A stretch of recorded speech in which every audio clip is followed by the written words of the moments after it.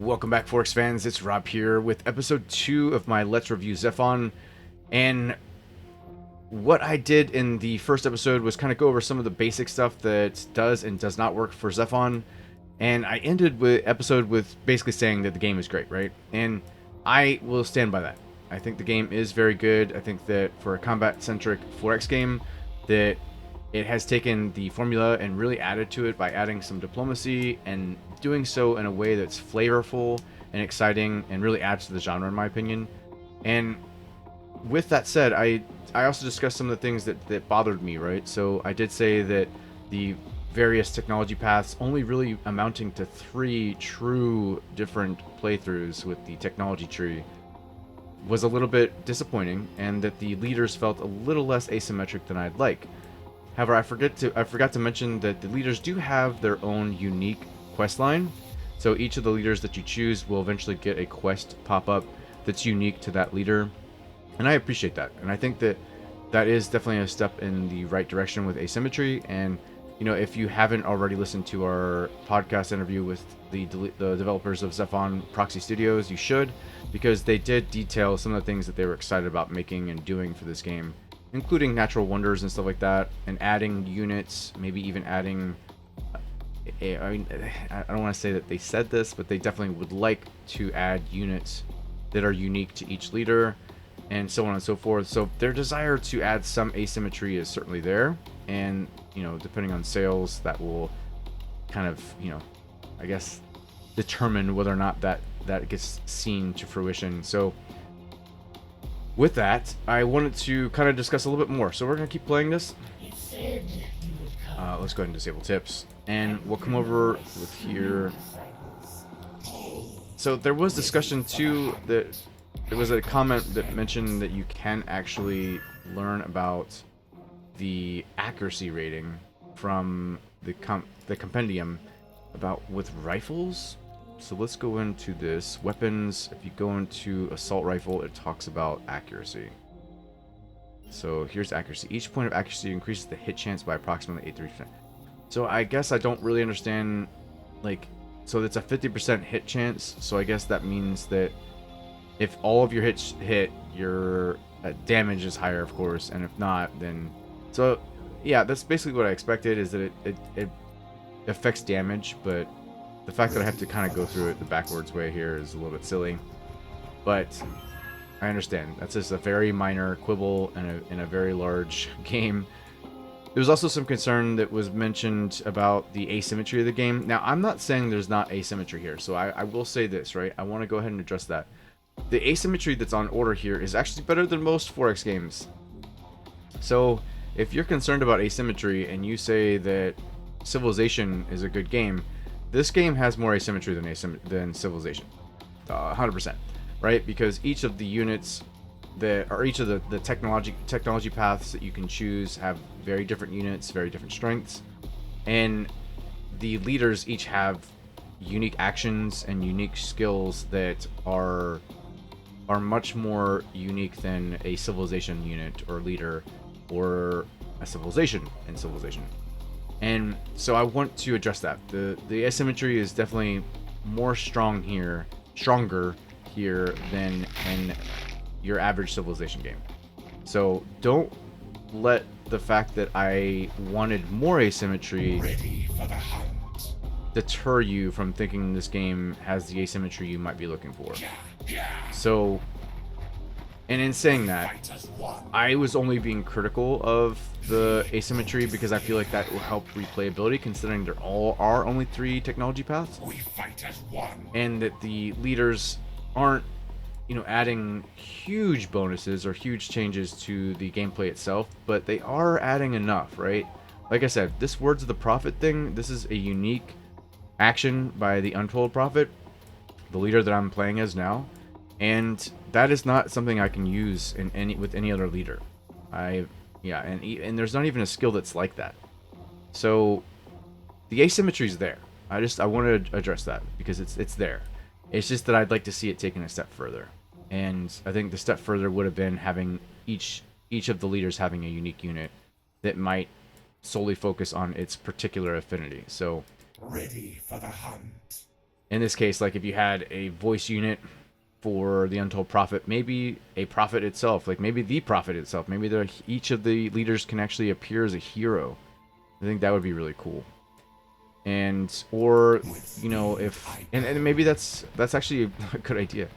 I didn't even think about that. Like having each of the leaders appear as a hero, they're having a very like specific skill set, and of course, you know, they would just come back again, just like every other hero, so that they're not dead, and you don't have to worry about like some weird like faction like civil war as a result of your leader's death. But that could maybe create a big morale problem, so it might be worth, you know, I'm just spitballing here. I don't want to get too far into this, but right.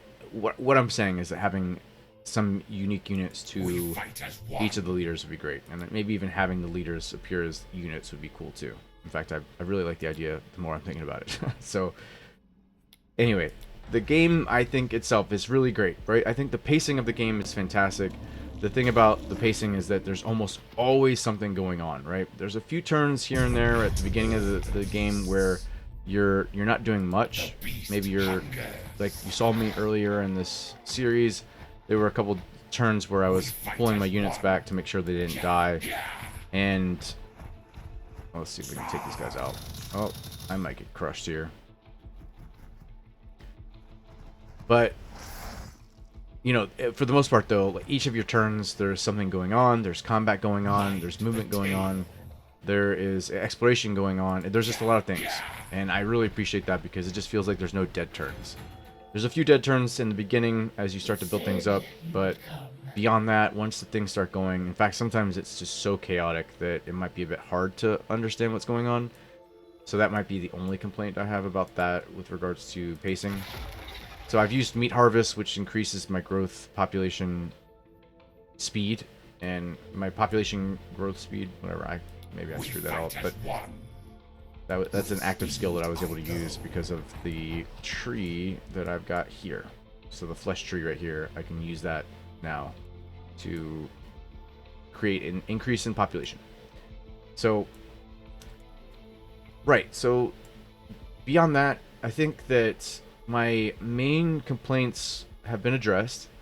The thing I will say is that I did mention this in the first episode, and I'll reiterate this, is that the combat in this game is fantastic. The sound effects are great.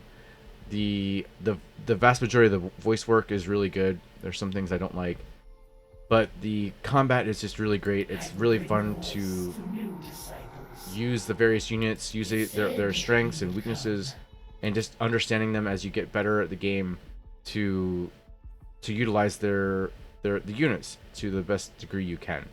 And I think that kind of tactical, you know, the tactical fun that you can have with these units, because it becomes a bit of a tactics game, right? I mean, there's strategy involved, right? There's definitely strategy involved, and when I say strategy versus tactics, I mean strategy being like the grander picture of the game, right?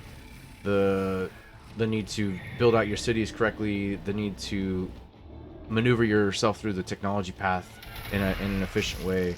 Those things are important, and you know, there are certain technologies that make more sense depending on where you start, right? So there are technologies here at the beginning, like Amagara exploration, Amagara, whatever, exploration, where you get more minerals being on cliffs.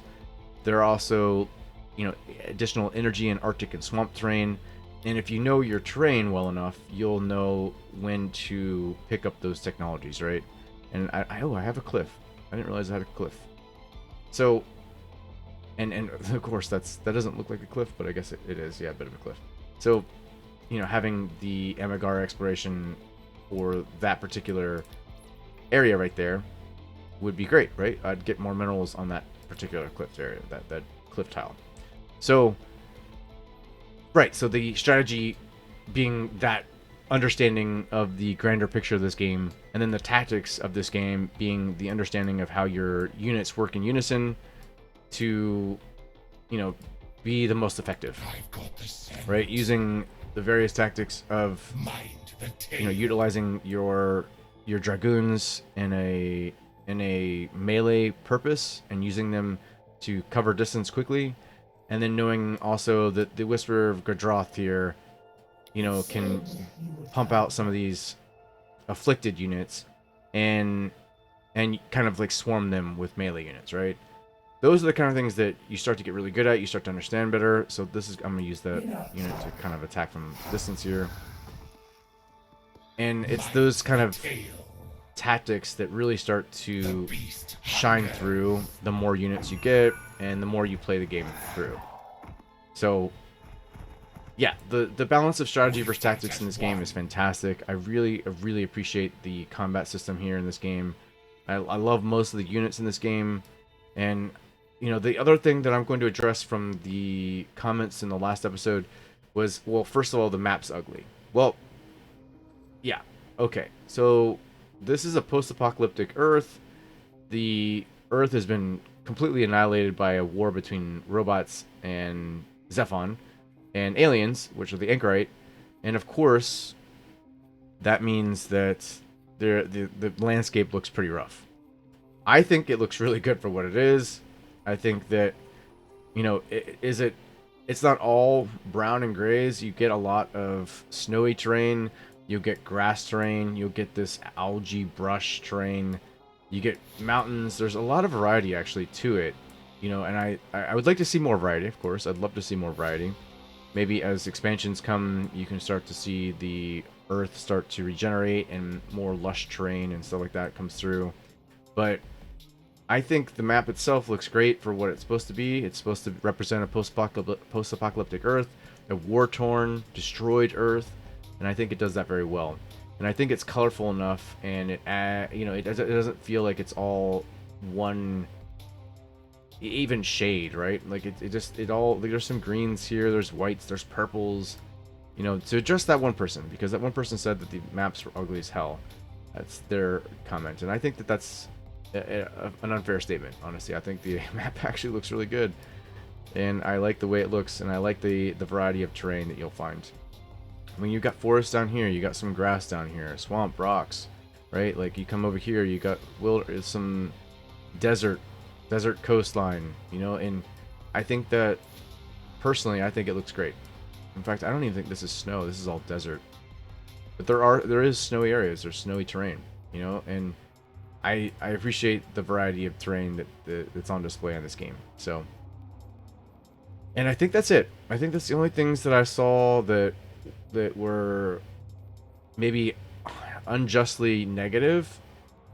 The asymmetry is, like I said, it's better than almost every other 4X game. I would say it's in the top 3 or 4 of 4X games with asymmetry. Maybe top 5, right? You've got some pretty good games with tons of asymmetry. You know, like Endless Legend, of course, with a lot of asymmetry, probably the most asymmetric 4X game of all time. And you have Stellaris with its variety of different, you know, playthroughs. Age of Wonders 4 has become pretty asymmetric with its, you know, its cultures and stuff like that. But beyond that, I can't really think of too many 4X games that would beat Zephon with asymmetry. Of course, Gladius was very asymmetric, so I understand the comparison to that, but it really does stand with Gladius and its asymmetry, and I could see it becoming even better with it too. So personally, I think Zephon's one of the best 4X games I've played in some time. I really like the focus on the formula that they had with Gladius, and I see this game having a great life ahead of it as long as it gets purchased. So I'm hoping that people purchase it and enjoy it for what it is, because I think it's a great game, and I'm really proud of Proxy Studios kind of branching off, becoming an independent studio, and doing its own thing with this IP. And I'm looking forward to what happens with this IP, looking forward to the DLC, the expansions that come with it, and I'm hopeful that, you know, the community gets behind this game, because I think it's very worthy of that kind of response. So if you guys have any more questions, I'll take one last episode to answer any last questions that I have received through the comments.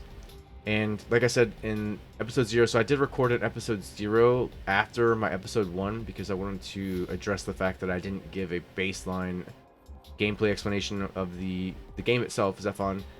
And what I'm trying to do is really kind of hone in on what this format looks like, because I want to continue to use this format as 4X games are and expansions are released in the future. So episode 0 from now on will be a basic explanation of the the gameplay mechanics itself, what sets the universe apart, things like that, and a generality, a general understanding and explanation of what's going on with the game.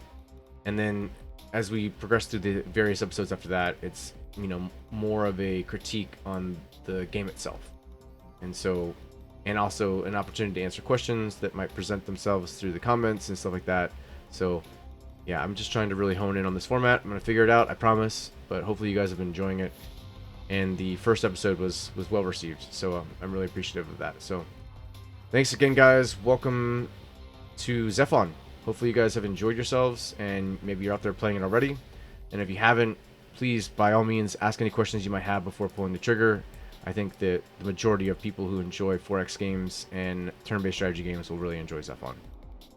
Thanks again. Until next time, this is Rob from Explominate. Keep exploring.